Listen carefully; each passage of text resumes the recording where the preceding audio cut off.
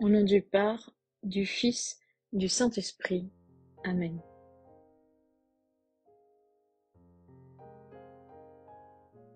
Seigneur Jésus, tu connais mon inconstance et mon infidélité. Tu sais combien je suis faible. Alors je demande en ton nom que notre Père céleste envoie son Esprit pour que quotidiennement je puisse entreprendre la lecture du catéchisme de l'Église catholique et que mon cœur s'ouvre à la tradition enseignée par ton Église, ma mère, et que je puisse ajuster toutes mes actions et mes œuvres à son enseignement. Mon Jésus, avec confiance, j'abandonne la constance et la fidélité de toute la démarche entre tes mains.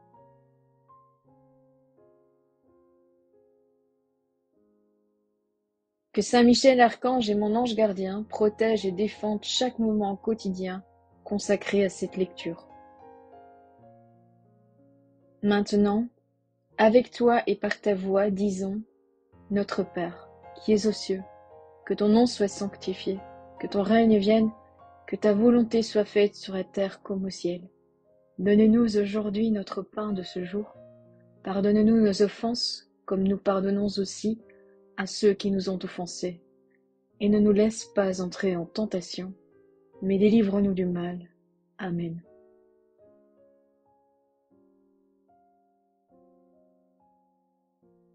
Ensemble, mon Jésus d'amour, saluons notre sainte maman, la Vierge Marie, et entre ses mains, je remets mon corps, mon âme, ma volonté et ma vie, afin que par ses soins règne en moi la volonté du Père, et qu'en ses mains, mes œuvres soient gardées, transformées en parfaite offrande, rayonnante de la lumière de Dieu, pour sa gloire, le salut des âmes et la consolation des âmes du purgatoire.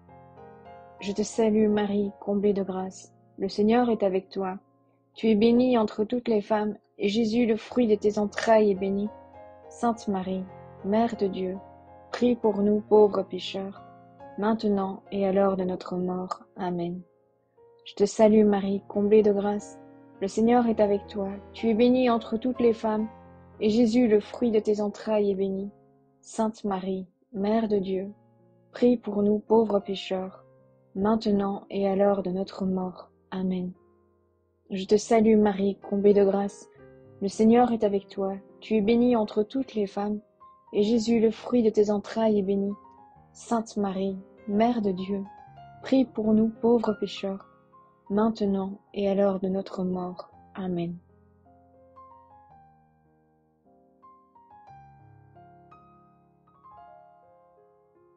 Ô Saint-Esprit, par l'intercession du cœur immaculé de la Sainte Vierge Marie et par le cœur chaste de Saint Joseph, donne-moi un cœur doux, humble, pur, miséricordieux et charitable. Rends-moi docile à tes célestes inspirations et prompte à y répondre. Que mon cœur enflammé de ton amour soit en toutes ses œuvres dans la volonté du Père, œuvrant ainsi sous ton joug, léger et joyeux.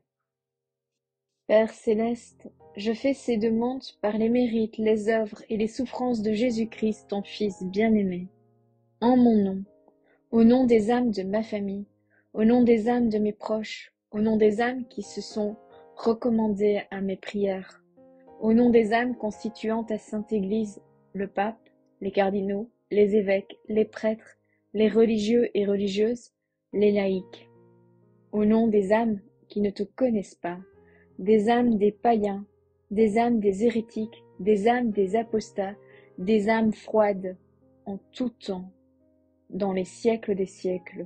Amen.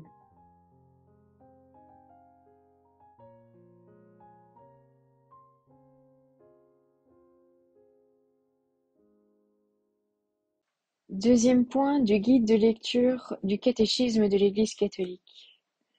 La création du monde. Au regard de la science qui tente d'expliquer les origines du monde, la doctrine d'un Dieu créateur a-t-elle encore quelque chance d'être reçue? Le croyant qui l'accepte se met-il en contradiction ou en marge de tout l'effort scientifique pour expliquer l'origine du monde? Le catéchisme de l'Église catholique n'ignore pas l'objection. Le problème des origines du cosmos trace une ligne de démarcation entre la pensée scientifique et celle du croyant. La première interroge sur le comment des origines. Pour certains, elle en conclut que le monde a pu se faire tout seul. Tout autre, la pensée croyante, comme à toutes les grandes religions, reconnaît un Dieu créateur de l'univers. La foi chrétienne respecte la recherche scientifique dans l'explication qu'elle estime pouvoir donner du processus de l'apparition du cosmos dans le temps. Elle va plus loin. Dans la naissance de l'univers, la foi voit et célèbre l'œuvre de Dieu créateur qui, dans son altérité absolue, révèle son mystère trinitaire. Dieu a créé le monde. Le catéchisme de l'Église catholique interprète la doctrine de la création comme la réponse de la foi à l'interrogation élémentaire de tous les hommes. D'où venons-nous? Où allons-nous? Deux questions qui sont inséparables. Voir le numéro 282. Elles ont fait l'objet d'une quête permanente, car la question des origines a toujours obsédé la pensée humaine, qui lui a donné toutes sortes de réponses. Voir le numéro 285. Dans cette tentative d'explication, la science apporte son tribut. Si elle a enrichi nos connaissances, voir le numéro 283, la question dépasse son domaine propre. Il ne s'agit pas seulement de savoir quand et comment a surgi matériellement le cosmos, ni quand l'homme est apparu, mais plutôt de découvrir quel est le sens d'une telle origine. Numéro 284. La foi chrétienne apporte l'éclairage qui permet de situer la question des origines à son vrai niveau. Certes, comme en témoignent la plupart des religions, voir les numéros 28 et 2566, la raison humaine peut appréhender l'existence de Dieu créateur à partir de ses œuvres, voir les numéros 31 et 32, 36 et 286. Mais c'est à la lumière de la révélation contenue dans les Écritures, voir le numéro 289, que le croyant adhère à la vérité de la création avec une ferme certitude et sans mélange d'erreurs, voir le numéro 38. Ce qu'il faut comprendre, c'est que la création témoigne de la souveraine puissance de Dieu, de son altérité radicale à l'égard des créatures, voir le numéro 269. C'est ce qu'exprime l'expression classique. Dieu a créé le monde de rien. N'ayons besoin de rien, de préexistant, ni d'aucune aide pour créer. Voir les numéros 296 et 297, ainsi que les numéros 338 et 339. Ce qu'il faut comprendre aussi, c'est que Dieu n'a pas créé pour rien. Le monde créé procède de la volonté libre de Dieu qui a voulu faire participer les créatures à son être, sa sagesse et sa bonté. Voir les numéros 293, 295 et 341. Parce que le Dieu auquel nous croyons, c'est le Dieu unique en trois personnes, le Père, le Fils et l'Esprit. Les numéros 232 et 233. Il faut considérer la création comme l'œuvre commune de la Sainte Trinité. Voir le numéro 292 et le numéro 685. Elle est l'œuvre du Père. En créant le monde, il a révélé comme le premier pas de l'alliance avec son peuple, le premier et universel témoignage de son amour tout-puissant. Voir le numéro 288. Elle est l'œuvre du Fils, le Verbe par qui tout a été fait. Dans l'Évangile selon saint Jean, au chapitre 1, versets 1 à 13. Tout a été créé par lui et pour lui. Voir Colossiens chapitre 1, versets 16 et 17, et voir le numéro 291. Le mystère du Christ est la lumière décisive sur le mystère de la création. Voir le numéro 280. Elle est l'œuvre de l'Esprit Saint. C'est lui qui donne la vie. Il est l'Esprit créateur. Le Verbe et l'Esprit sont comme les mains du Père. Voir le numéro 292. À l'origine de l'être et de la vie de toute créature, il y a la parole de Dieu et le souffle de l'Esprit. Voir les numéros 703 et 704. L'homme au sommet de la création. L'homme est la seule créature sur terre que Dieu a voulu pour elle-même. Voir le numéro 356. Dieu a créé le monde comme un don qui lui est adressé, comme un héritage qui lui est destiné et confié. Voir le numéro 299. Il lui confie la responsabilité de soumettre la terre et de la dominer. Voir le numéro 307. Ainsi tout homme est-il appelé à s'assumer lui-même dans sa nature d'être intelligent et libre, afin, par son initiative et son esprit d'entreprise, de compléter la création. C'est du reste ce qui fonde et légitime l'existence de recherche et de progrès dans la connaissance et la maîtrise de l'univers par la recherche scientifique et la technique. Voir les numéros 2293 et 2994. La gloire de Dieu, c'est l'homme vivant, selon l'expression de saint Irénée. Voir le numéro 294. Toutefois, dans l'accomplissement de cette vocation, l'homme est tenu de respecter les limites que lui impose l'ordre de la création. Chaque créature possède sa bonté et sa perfection propre, voir le numéro 339. C'est l'intégrité de la création qui est ici en jeu. La domination accordée par le Créateur n'est pas absolue. Elle est mesurée par le souci de la qualité de la vie du prochain, y compris des générations à venir, voir le numéro 2415. Qu'il s'agisse de l'union de l'homme et de la femme dans le mariage, et de l'amour qu'ils se donnent, voir le numéro 1603, qu'il s'agisse de la vie humaine dès la conception jusqu'à la mort, voir les numéros 2258 et 2270, ou qu'il s'agisse de l'usage des ressources de l'univers, voir le numéro 2415, ou encore de la destination universelle des biens de la Terre, voir 2402, c'est toujours l'intégrité de la création qui doit motiver l'homme dans sa conduite.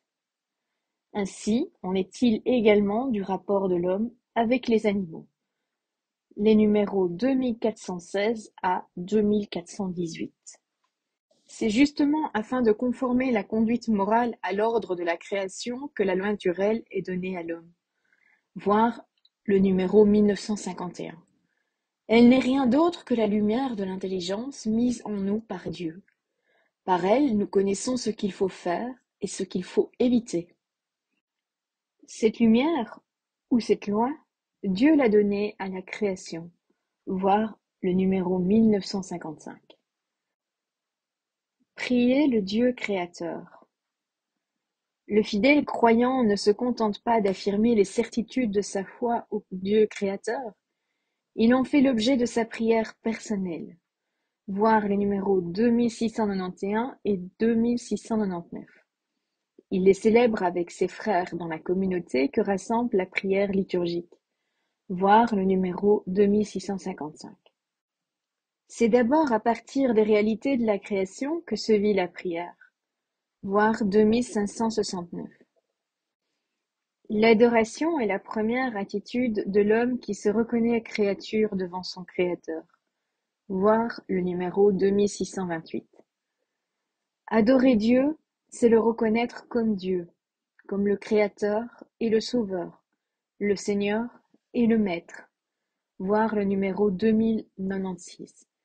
C'est dans le respect et la soumission absolue reconnaître le néant de la créature qui n'est que par Dieu. Voir les numéros 2097 et 2779. Est-il besoin enfin de mentionner la place que tient la louange du Créateur dans la liturgie eucharistique. Elle est sacrifice de louange en action de grâce pour l'œuvre de la création. Voir le numéro 1359. Nous offrons au Père ce qu'il nous a lui-même donné, des dons de sa création, le pain et le vin. Voir le numéro 1357. Dans la prière liturgique, la création est toujours associée aux autres œuvres de Dieu, la rédemption et la grâce du salut. Voir le numéro 1352. Ainsi, le chrétien ne peut-il penser la création sans la comprendre comme la première manifestation du dessein de Dieu sur le monde et sur l'homme. C'est tout pour aujourd'hui. Je vous souhaite une bonne et sainte journée. Et pour ce jour, je voudrais vous inviter à quelque chose que je fais régulièrement. C'est une prière que j'aime bien faire pour confier au cœur de Jésus, Marie et Joseph toutes les âmes avec l'aide des anges. Donc, sur le gros grain, on peut dire: Bons anges, guidez nos âmes au cœur du brasier ardent d'amour de la Sainte Trinité. Que dans leur volonté soit consumée notre volonté, notre amour, notre vie et notre âme. Et sur les 10 petits grains, nous pouvons dire: Bons anges, guidez nos âmes dans le refuge des 3 cœurs sacrés de Jésus, de Marie et de Joseph. Donc, si nous disons aujourd'hui cette dizaine, en confiant aux saints anges toutes les âmes qui sont dans le monde, qui sont loin du Seigneur, surtout celles qui sont loin du Seigneur, afin qu'elles soient elles aussi protégées des attaques de Satan, nous pouvons dire: Bons anges, guidez nos âmes au cœur du brasier ardent d'amour de la Sainte Trinité. Que dans leur volonté soit consumée notre volonté, notre amour, notre vie et notre âme. Bons anges, guidez nos âmes dans le refuge des 3 cœurs sacrés de Jésus, de Marie et de Joseph. Bons anges, guidez nos âmes dans le refuge des 3 cœurs sacrés de Jésus, de Marie et de Joseph. Bons anges, guidez nos âmes dans le refuge des 3 cœurs sacrés de Jésus, de Marie et de Joseph.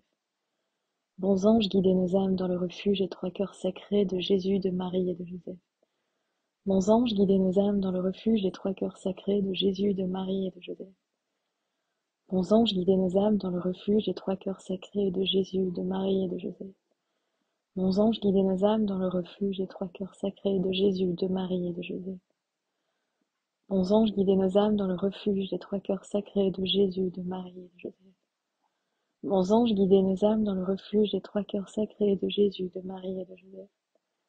Bons anges, guidez nos âmes dans le refuge des 3 cœurs sacrés de Jésus, de Marie et de Joseph. Gloire au Père, au Fils et au Saint-Esprit, comme il était au commencement, maintenant et toujours, pour les siècles des siècles. Amen. Chers anges, je confie à votre garde toute la Sainte Église et toutes les familles qui, en ces temps, sont particulièrement attaquées et éprouvées. Que l'Esprit Saint leur donne paix, force et joie dans l'épreuve. Au nom du Père, du Fils, du Saint-Esprit. Amen.